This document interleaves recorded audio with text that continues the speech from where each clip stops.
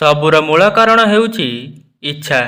इच्छा पूरण न हेले क्रोध बढ़ी जाए, आउ इच्छा पूरण होईगले लोभ बढ़ी जाए। सेथिपाई निज मन उपरे नियंत्रण रहिबा आवश्यक। अधिक उपदेश देले दुनिया बदलिब नाही, किंतु हाँ किछि हासिल करी दुनिया पाई उदाहरण होई पारिले तुम दुनिया निश्चिंत बदली जाई पारे। सचोटता आउ सुंदरता जदि आपणक मनरे नाही, तेबे आपण दुनिया को जेते देखिले भी आपण को दुनिया केबे भी सुंदर लागिब नाही। खुशी जहा सह भी बांटिले चलिब, किंतु दुख केवल खास आउ विश्वस्त लोकंक सह बांटिबा उचित। एमिति लोकंक ठारू दूरेई जिबा मध्य भल होइथाए, जे जितिबारे तो साहाय्य करंती नाही, किंतु केबे हारी गले मन इच्छा बड़ बड़ उपदेश दियंती। झड़ गला परे जाई जना पड़ी थाए कि क्षति केते अधिक होईछि। सेही परि क्रोधी मनीष शांत होला पर जानी पारे कि केते भूल होईछि। एई दुनिया रे एकुटिया खुशी रही जिव, किंतु कहा ठारू किछि आशा रखिब नाही। कठिन समय रे बुद्धिमान व्यक्ति रास्ता खोजी थाए, आउ दुर्बल व्यक्ति बहाना खोजी थाए। उदय कहार भी अचानक होई न थाए, सूर्य भी धीरे धीरे बाहरी थाए आउ ऊपर को उठी थाए।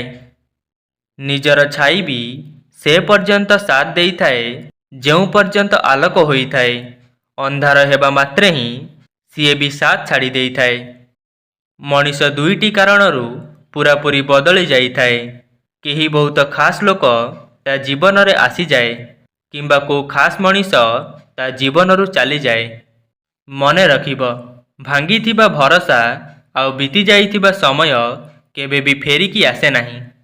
गोटिए सच्चा संपर्क को सर्वदा समय देवा दरकार। किए जाने काली तुम पाखरे समय थिबो आउ संपर्क नथिबो।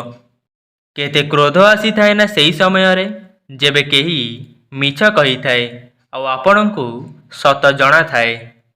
बहुत संपर्क एथिपाई नष्ट होई जाई थाए कि जणे ठीक रे कही पारे नाही, तो आउ जणे बुझी पारे नाही।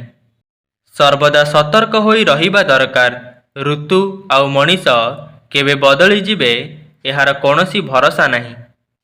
कहार साहाय्य केते भी छोट हेउ ना काहींकी ताकू केबे भूलिब नाही, आउ निजर साहाय्य केते भी बड़ हेउ ताकू केबे साब्यस्त करिब नाही।